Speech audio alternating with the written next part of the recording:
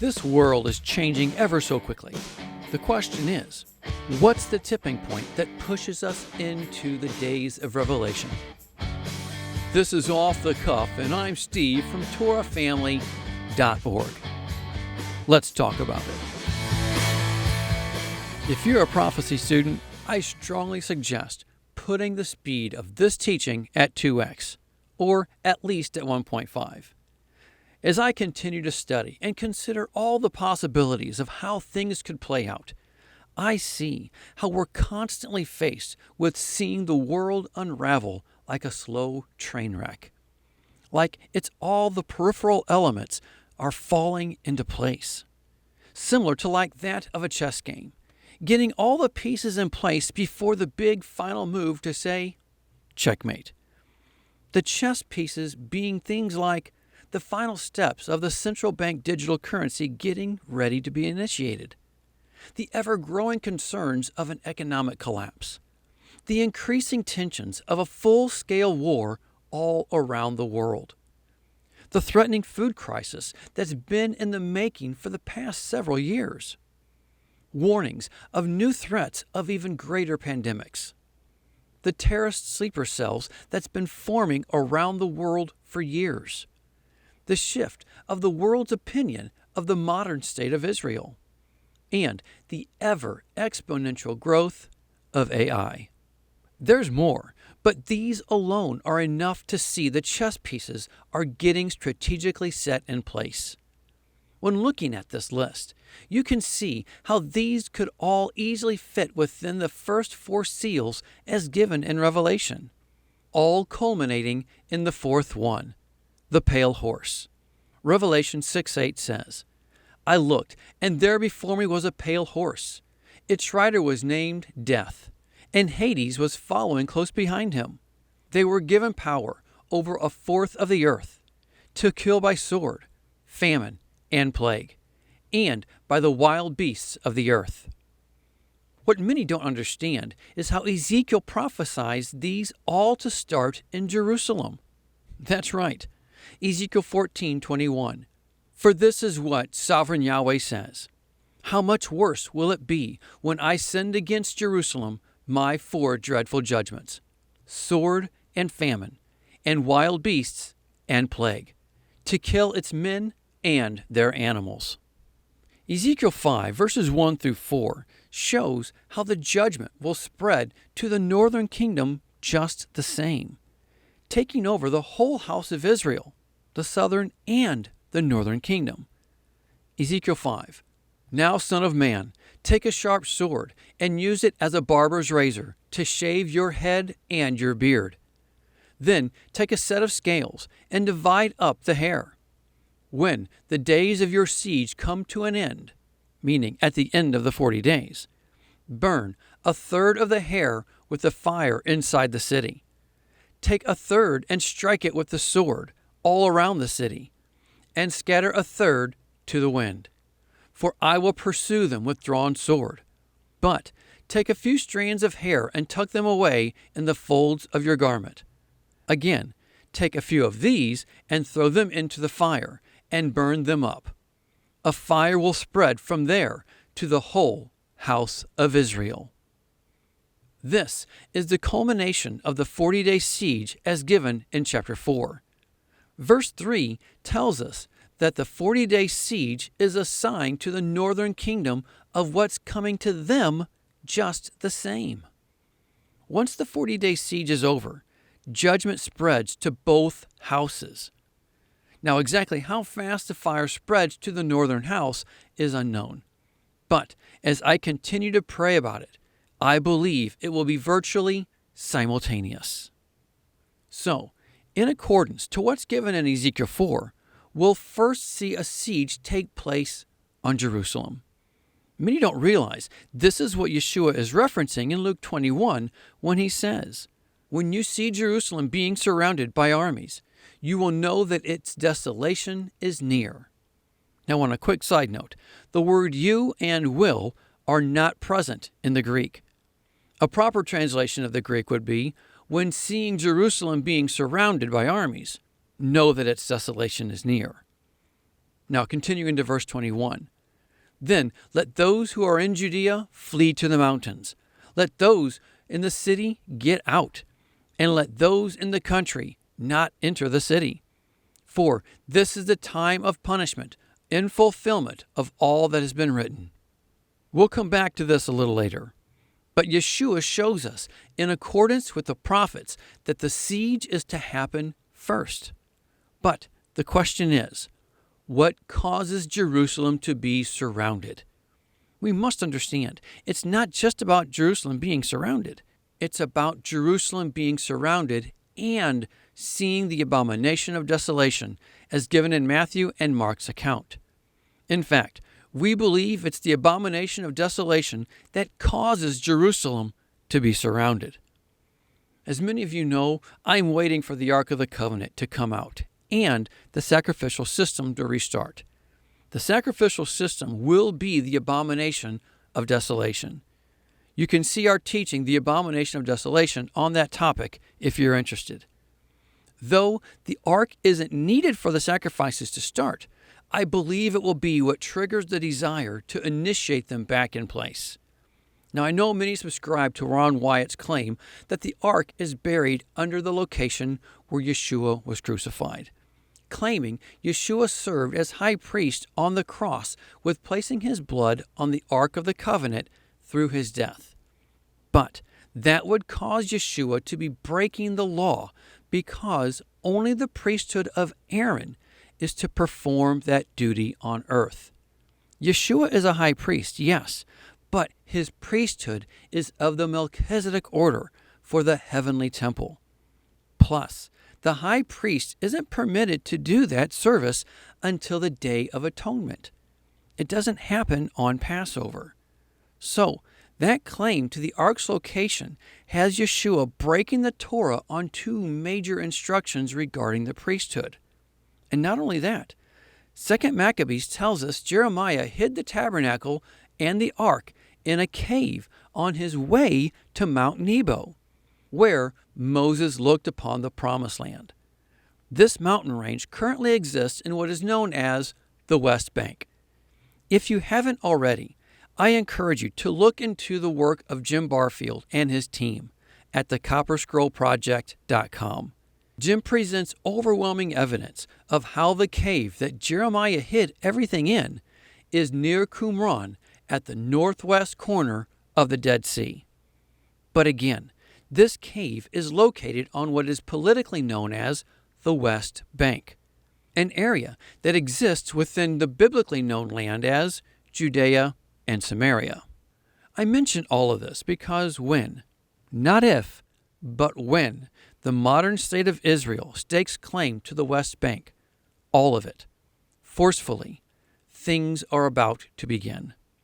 You see, if the ark really is in the area of Qumran, they won't retrieve it until they have full control of that area.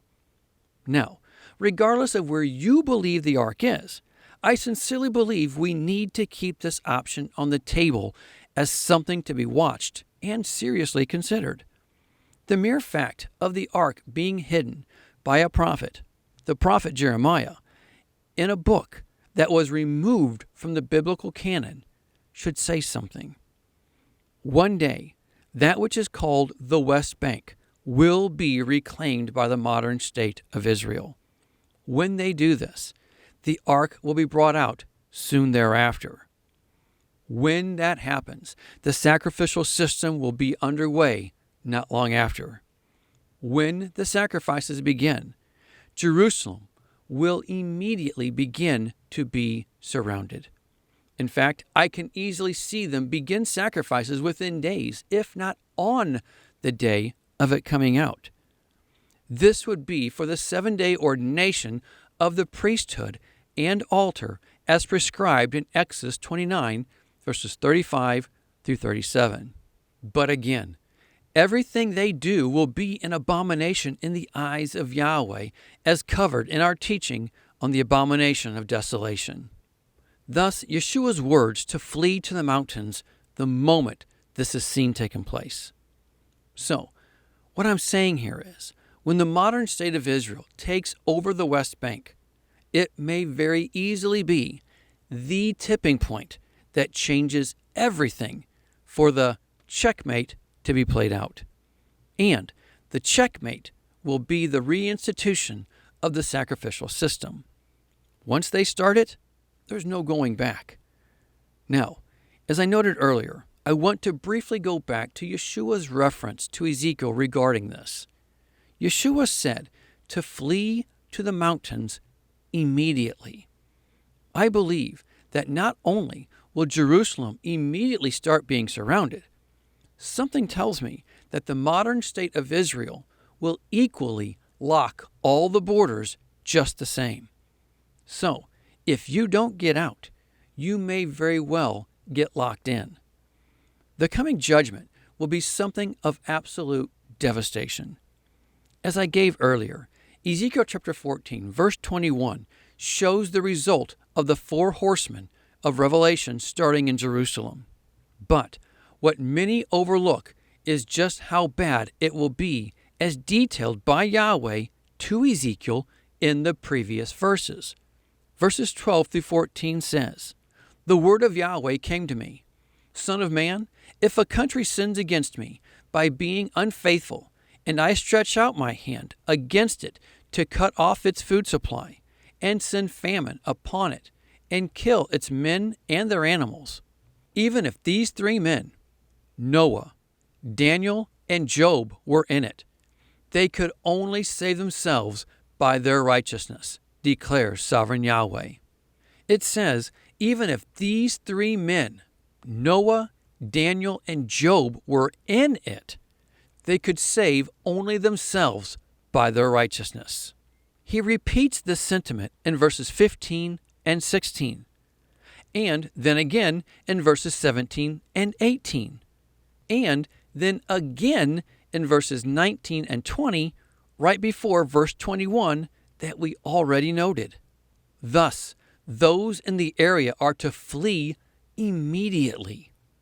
And this resonates with Yeshua's words in Luke 21:36, which says, "But stay awake at all times, praying that you may have strength to escape all these things that are going to take place, and to stand before the Son of Man."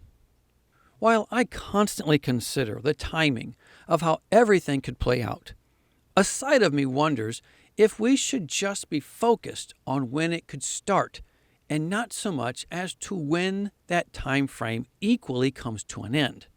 And I get it. We all have our perspectives of how long it will be.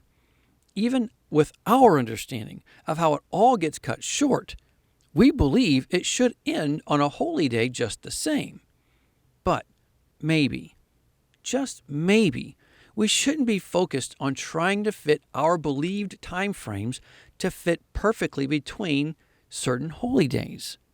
I say this because of Yeshua's words in Matthew 24:29, which says, "Immediately after the distress of those days, the sun will be darkened, the moon will not give its light, the stars will fall from the sky, and the heavenly bodies will be shaken." The reference of the heavenly bodies being shaken is also noted in Mark 13 and Luke 21. This is when the sun, moon, and stars, the heavenly bodies, come back into their previous alignment that they were in before being taken out of alignment at the time of Hezekiah. They will literally be vibrated back into their perfect alignment. Thus, at that moment, taking us back to the perfect 360-day calendar, a perfect 12 30-day months to make a seamless 360-day year. No added non-days and no intercalary days or months to be added every so many years. It'll be restored to the original 360-day year cycle as created in Genesis, like it was before the days of Hezekiah, as we covered in our teaching on the calendar. So, the calendar will be restored. Thus, what we see in Acts 3:21. He must remain in heaven until the time comes for God to restore everything, as He promised long ago through His holy prophets. When Yeshua returns for His bride, the restoration process begins, and one of the last things to be restored is the calendar at the time of Armageddon. Everything gets restored. Everything includes the calendar. The point being here, though, regardless of when things start, when it all ends, Yahweh's calendar in the heavens will be supernaturally adjusted to make it all end on the day it's supposed to be on. So, if things start and you say it can't be right because it won't end on a holy day, well, it may not matter. When the given days of the tribulation are over, just like adjusting the clock on the wall to a certain time, Yahweh will adjust the calendar in the heavens to the day it needs to be, and will move forward from that day on with the calendar back to its original cycle. So, let's use caution with saying certain time frames need to match this or needs to match that. And I get it. It's something we all like to look into. But it might just be that we need to focus on watching and praying so we don't miss when it all starts.